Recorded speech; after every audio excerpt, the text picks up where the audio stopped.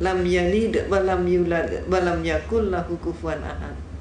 Malamnya saya ngaji surat Al-Ikhlas, persis pagi harinya saya mendapatkan kuliah teologi di mana dosen saya menyatakan Tuhan itu satu tapi pribadinya tiga. Inilah penyelenggaraan Allah. Sehingga malam harinya ada kekuatan yang mendorong saya untuk kembali ngaji. Allahu Ahad. Ini yang benar menurut suara hati saya begitu. Maka hari-hari berikutnya saya dialogkan dengan dosen saya. Saya katakan, Pater, saya belum paham hakikat Tuhan.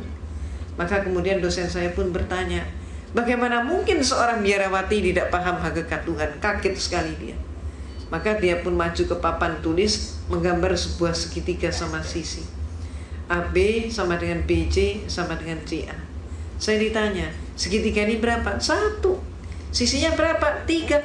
Itulah Tuhan itu satu tapi pribadinya 3, kata dosen saya. Maka kemudian saya pun mengatakan, kalau demikian Pater, suatu saat nanti kalau dunia sudah semakin maju, ipteknya pun semakin berkembang, Tuhan itu kalau cuma 3 pribadi tidak akan mampu untuk mengurus dunia. Paling setidak-tidaknya harus mendapatkan penambahan menjadi 4 pribadi. Jawab dosen saya, tidak bisa. Saya jawab, bisa saja. Maka saya pun maju ke papan tulis, menggambar segi 4 sama sisi. Kalau dosen saya menyatakan Tuhan itu pribadinya 3 dengan menggambar segitiga, maka saya gambar segi 4 sama sisi, sah-sah saja kalau saya katakan Tuhan itu pribadinya 4. Apa kata dosen saya? Tidak boleh. Kalau tadi tidak bisa, sekarang menjadi tidak boleh. Maka kemudian saya tanya kenapa? Jawabnya, ini dogma. Dogma adalah hukum atau aturan yang dibuat oleh pemimpin gereja. Maka saya tanya, Pater, kalau saya belum paham dogma itu bagaimana?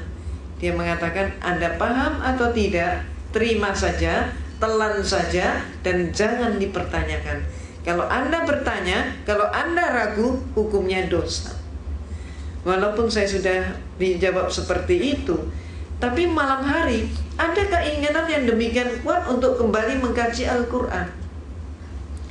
Demikian terus-menerus terjadi, sehingga saya pun semakin ingin berdialog dengan dosen saya tentang masalah konsep Tuhan, tentang masalah tauhid, kalau kita menyebutnya demikian.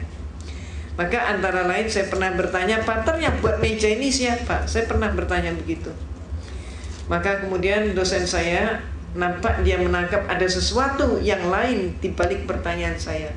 Dia tidak mau menjawab, bahkan saya disuruh menjawab sendiri. Dan saya pun menjawab. Saya katakan, Pater, kalau menurut saya yang membuat meja ini pasti tukang kayu. Lalu kenapa? Pasti tanya lagi dia.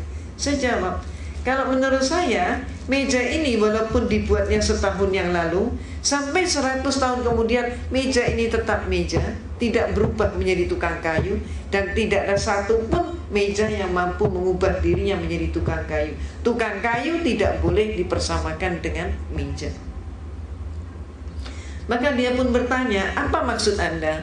Saya katakan, Pater, menurut pengamatan saya, Tuhan itu menciptakan alam semesta dan seluruh isinya termasuk manusia. Maka ada manusia yang dilahirkan setahun yang lalu, sampai 100 tahun kemudian ternyata dia tetap manusia. Bahkan sampai kiamat pun manusia tetap manusia. Tidak ada satu manusia pun yang mampu mengubah dirinya menjadi Tuhan, dan Tuhan tidak boleh dipersamakan dengan manusia. Malamnya saya ngaji lagi, dan hari-hari berikutnya saya dialog lagi, saya diskusi lagi. Saya pernah menyatakan juga, Pater, siapa yang melantik RW? Saya ditertawakan kali ini. Bagaimana mungkin seorang biarawati nggak ngerti siapa yang melantik RW? Maka saya jawab, sebetulnya saya mengerti. Maka kemudian dia baru terhenyak, dia kaget sekali. Apa sih maksud Anda? Dia tanya. Coba menurut Anda siapa? Coba silakan jawab. Bertubi-tubi saya digitukan. Dan kemudian saya katakan, Pater, kalau menurut saya yang melantik RW pasti eselon di atasnya, lurah ataupun kepala desa. Kalau sampai ada RW dilantik oleh RT, maka jelas pelantikan itu tidak sah. Demikian pula ada 100 orang kopral bermusyawarah untuk mengangkat salah satu teman mereka menjadi seorang jenderal. Yang melantik 99 orang kopral, melantik seorang jenderal untuk menjadi, melantik seorang temannya kopral juga untuk menjadi seorang jenderal. Walaupun yang melantik 99 orang, tetap saja pelantikan itu tidak sah. Apa maksud Anda? Dia tanya.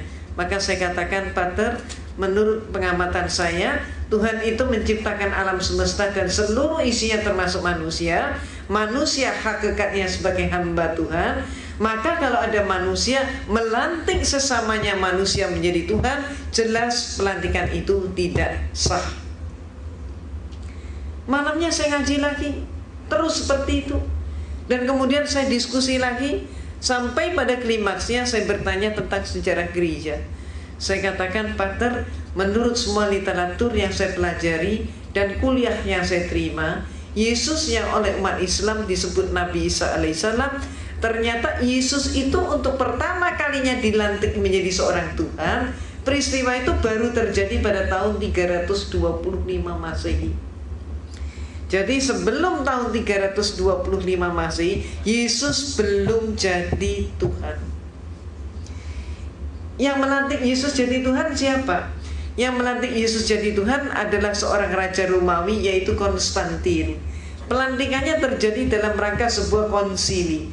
Konsili ini bahasa Latin Romawi, artinya adalah konferensi, atau istilah kita yang lain adalah muktamar. Terjadi di kota Nizea. Maka disebut konsili Nizea tahun 325 Masehi. Ini untuk pertama kalinya Yesus jadi Tuhan. Jadi sebelum itu dia belum jadi Tuhan. Sayangnya, sejarah ini tidak dipahami oleh 98% umat Kristen.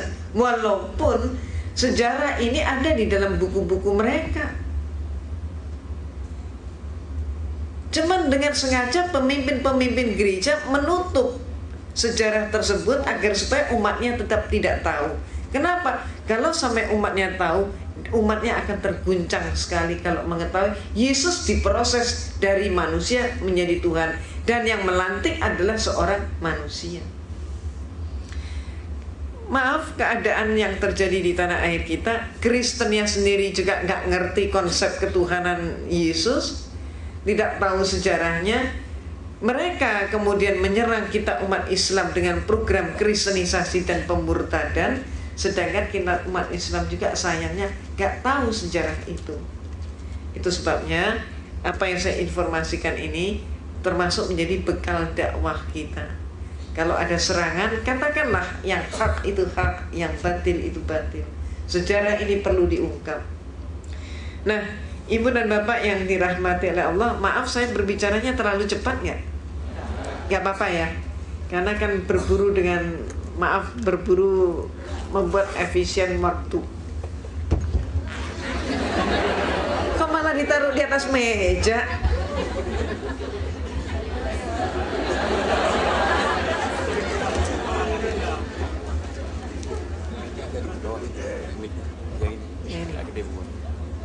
Yang ini udah pas ya. Nah, Ibu dan Bapak yang dirahmati oleh Allah, orang Kristen seringkali tidak mengetahui konsep ketuhanan mereka sendiri. Saat ini kita memasuki bulan, kita sedang melaksanakan ibadah puasa. Setelah kita puasa, maka berikutnya lagi kita akan melaksanakan Idul Fitri. Dan kemudian sebaliknya umat Kristen akan melaksanakan, setelah kita puasa selesai Idul Fitri, mereka Natalan. Nah, Natalan ini sekarang disebut oleh mereka, sudah mulai populer, mereka menyebut dengan istilah bukan Natal lagi, tapi istilahnya adalah Maulid Nabi Isa alaihissalam. Itu yang mereka lakukan. Bahkan ketika kita umat Islam melaksanakan Idul Fitri, nanti silakan Bapak dan Ibu rasakan sendiri. Gereja di seluruh Indonesia sekarang pun sudah memberikan instruksi kepada umatnya untuk mengucapkan selamat Idul Fitri kepada umat Islam. Jadi nanti Bapak dan Ibu jangan kaget kalau ada teman atau tetangga-tetangga yang berduyun-duyun mengucapkan selamat Idul Fitri. Itu sudah merupakan instruksi gereja. Kenapa gereja memberikan instruksi seperti itu?